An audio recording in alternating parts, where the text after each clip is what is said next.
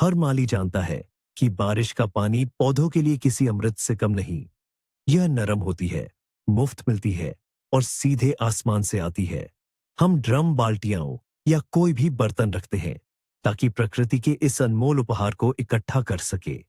लेकिन क्या हो अगर मैं आपसे कहूं कि इस पानी से अपने पौधों को सींचकर आप उनकी मदद नहीं बल्कि उन्हें नुकसान पहुंचा रहे हो? आज हम जानेंगे कि क्यों आपकी बारिश के पानी वाली टंकी जीवनदायिनी न होकर एक बड़ी परेशानी बन सकती है। और सबसे जरूरी बात, मैं आपको बताऊंगा कि इसे आसानी से कैसे ठीक किया जा सकता है। इस वीडियो को आखिर तक देखें और पानी देने के प्रति आपका नजरिया हमेशा के लिए बदल जाएगा। सदियों से लोग सिंचाई के लिए बारिश के पानी का ही इस्तेमाल करते रहे हैं। ये सबसे स्वाभाविक और प्राकृतिक तरीका लगता है। इसमें नल के पानी की तरह क्लोरीन नहीं होता और इसका पीएच स्तर ज्यादातर पौधों के लिए एकदम सही होता है। हमारे दादा दादी हमेशा ऐसा ही करते थे और उनके बगीचे हरे भरे रहते थे। तो फिर आजकल ऐसा क्या बदल गया है? इसका राज पानी में नहीं बल्कि उस रास्ते में छिपा है जो यह पानी आपकी क्यारियों तक पहुंचने से पहले तय करता है। तो आइए सबसे बड़े लेकिन अक्सर अनदेखे खतरे को समझते हैं। इसे पहला बहाव, फर्स्ट फ्लश कहते हैं। यह एक ऐसी घटना है जिस पर शायद ही कभी ध्यान दिया जाता है, लेकिन यह बारिश के पानी के सभी लाभों को खत्म कर सकती है। अपनी छत की कल्पना कीजिए।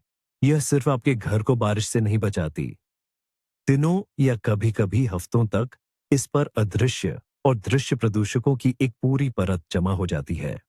इसमें सिर्फ सामान्य सड़क की धूल, रेत, पौधों के पराग या हवा से उड़कर आए सूखे पत्ते ही नहीं होते।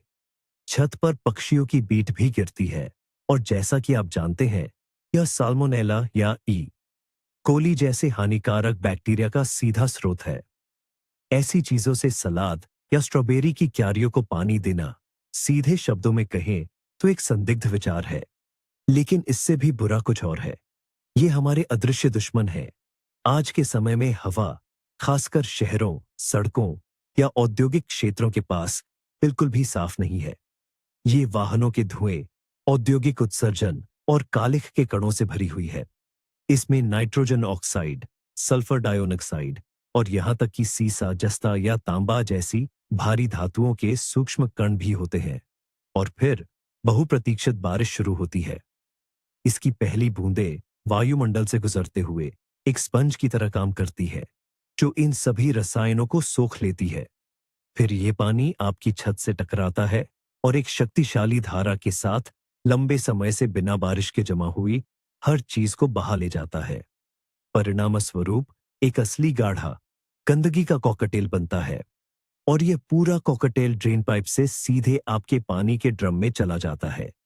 यही कारण है कि लंबे सूखे के बाद जमा हुए पहले 10, 20 या यहां तक कि 30 लीटर पानी न केवल बेकार हो सकते हैं, बल्कि आपके खीरे या टमाटर की नाजुक जड़ों के लिए खुले तौर पर हानिकारक भी हो सकते हैं।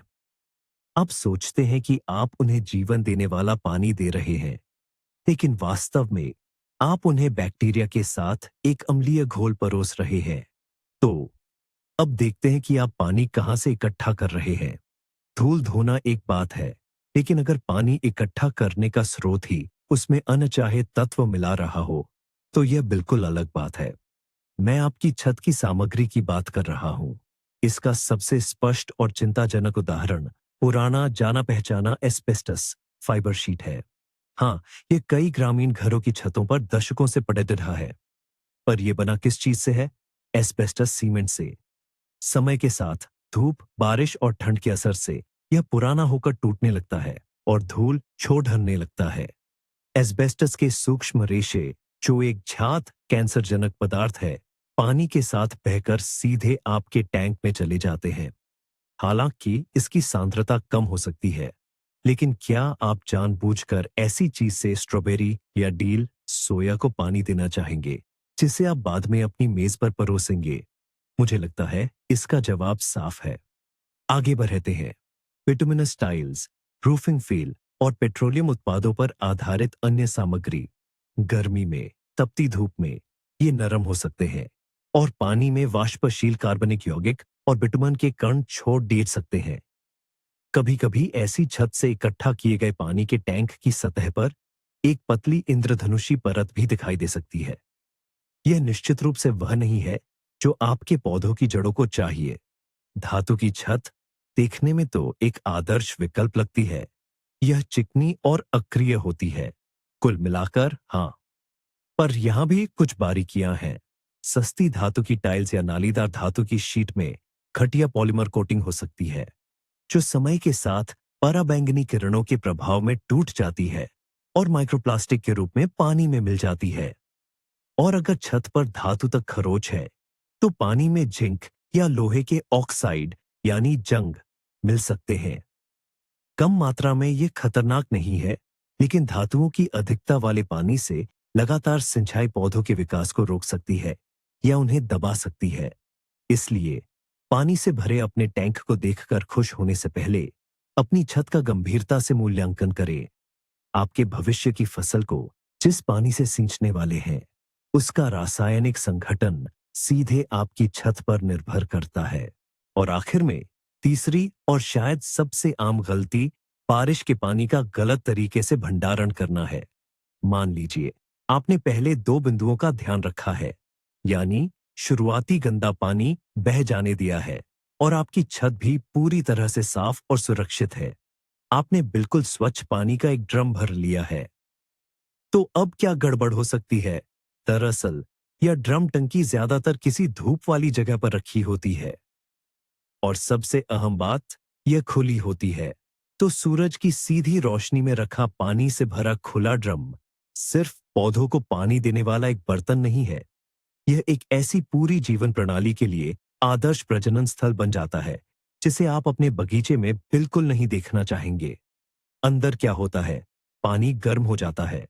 इसमें हवा से बीजाणु, स्पोर्स, धूल और छोटे छोटे जैविक कण, ऑर्गेनिक मैटर, स्वाभाविक रूप से गिरते हैं और फिर यहां जीवन का तेजी से विकास शुरू हो जाता है।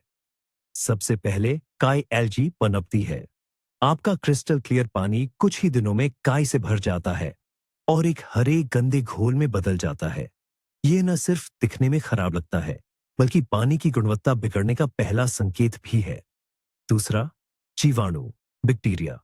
गर्म ठहरे हुए पानी में वे अविश्वसनीय गति से बढ़ते हैं। पानी में अप्रिय गंध आने लगती है। सीधे शब्दों में कहें तो वह सड़ने लगता है। ये बासी हो जाता है और इसका मतलब है कि इसमें घुली हुई ऑक्सीजन का स्तर खतरनाक रूप से कम हो जाता है। और फिर आप पूरी सद्भावना से एक पानी का डिब्बा उठाते हैं, इस दलदली शोरबे को भरते हैं और अपने पौधों को पानी देते हैं।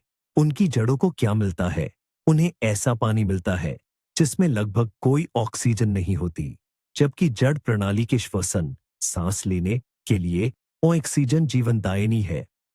परिणाम स्वरूप ऐसे बासी पानी से नियमित सिंचाई करने से पौधों का विकास रुकता नहीं, बल्कि वे मुरझा जाते हैं और उनकी जड़ों में सड़न पैदा हो सकती है।